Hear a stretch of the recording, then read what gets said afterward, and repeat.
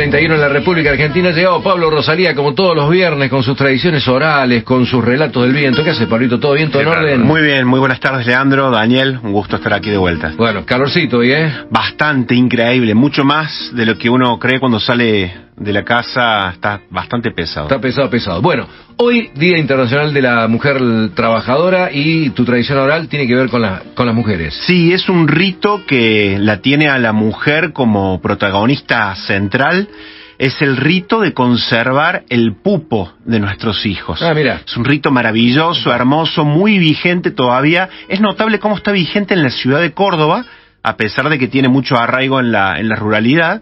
Pero bueno, mi familia, yo no sé si alguno de ustedes, por ejemplo, su mamá les contó que tenían guardado el pupo. Sí, por supuesto, se guarda el pupo, sí. Tal cual. Más allá de que muchas veces se usa ya para cuestiones científicas, ¿no? Es decir, se utiliza por el tema de las células madres, sí, y demás, ¿no? Exactamente. Pero bueno, lo que vamos a contar en este rito es la creencia, por qué, que de hecho en la ciudad de Córdoba se ha perdido mucho, porque mi mamá, por ejemplo, somos 5 hermanos, y cuando yo le pregunté, mami, ¿por qué en ese frasco tan celosamente guardado en su habitación, nadie podía tocar ese frasco, tenés guardados los 5 pupos de los hijos?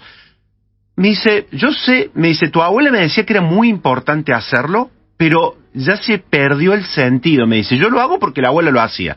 Bueno, preguntando entonces a la gente un poco en la ruralidad, empiezan a contarnos, primero vamos a contar a la audiencia, ¿no? Sobre todo a los que no han sido padres, que en los 3 o 4 primeros días, ¿verdad, Daniel? De cuando nace un niño, ese resto de cordón umbilical se desprende naturalmente. A veces, bueno, se genera una pequeña infección, pero en general se desprende, y muchas madres lo guardan. Eso se le dice el pupo, al igual que, por otro lado, vocablo quichua, que viene del pupu, y de ahí se derivan un montón de expresiones, como por ejemplo, estar pupudo. Ajá. Cuando estamos llenos, estás pupudo. Eso, hay una tortilla en el campo que también se le dice tortilla, exactamente, como dice Leandro. Bueno, nos empiezan a contar de que, cuando empezamos a contar esto, a preguntar en el campo, nos dice, ¿cómo no va a guardar el pupo de los hijos? Primero nos empiezan a decir dónde se guarda. En la ruralidad suelen buscarse, por ejemplo, en la entrada de la casa, viste, abajo del dintel, ahí se excava un pequeño pozo y se guarda el pupo. En las viejas construcciones de adobe, el pupo se guardaba entre ladrillo y ladrillo de adobe. Hay quienes lo ponían en la cumbrera. Hay quienes, como mi mamá, usaban un frasco o cualquier recipiente y el pupo se ponía ahí. Incluso, muchas personas encomiendan ese pupo a la virgen preferida o a la deidad preferida del hogar. Bueno, cuando indagamos un poquito más y preguntábamos por los sentidos, pero muy bien, ya sabemos cómo se guarda el pupo, ni hablar del rito que hay para cortarlo. Eso es para otra columna, porque hay todo un rito para cortarlo también, sobre todo en la época que estaban las matronas, las mujeres que ayudaban a dar a luz. Pero en el año 2012, una mujer en La Rinconada de casi 100 años fue la primera que nos empezó a contar el sentido completo de guardar el pupo. Mi hijo me dice, ¿cómo no va a guardar el pupo de sus hijos cuando nace?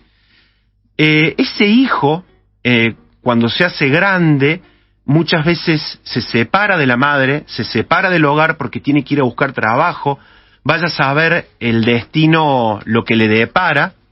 Y bueno, medio como que se emocionaba esta mujer y nos vuelve a mirar y nos dice, pero ¿sabe qué? Si usted conserva el pupo de sus hijos, ese hijo siempre vuelve al hogar. Siempre vuelve a la madre.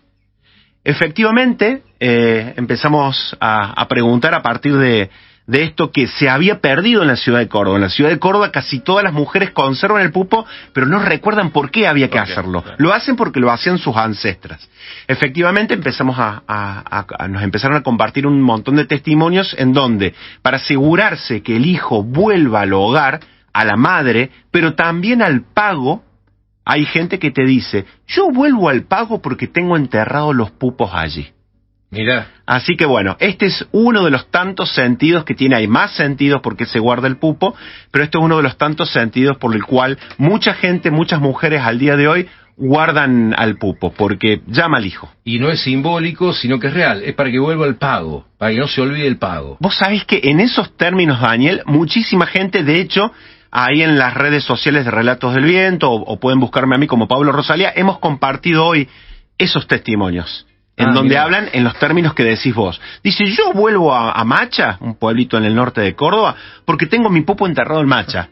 Y lo dicen, pero lo dicen naturalmente. Es una parte mía, no es puedo una parte volver, mía, tengo claro. Los pies ahí, Sí, obviamente podemos hablar sobre esto un montón, ¿no? Que no lo vamos a hacer hoy. Imagínense que cuando fue el polémico plan de erradicación de hogares ranchos, Sí. a mucha gente no se angustiaba tanto por lo material que se derrumbaba. Sino por el pupo que Estábamos al lado, Daniel, y nos decían con angustia, acá están los pupos de 4 generaciones. Claro. Claro. Y fíjate qué curioso, el plan se llamaba erradicación. Erradicación significa sacar de raíz. Sacar de raíz, claro. Y el pupo es parte de la raíz, ¿no? Ni hablar.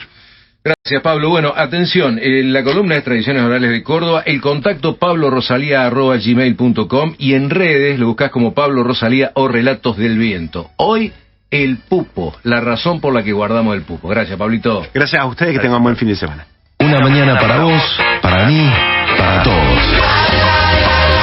Para todos, tenemos una alta mañana.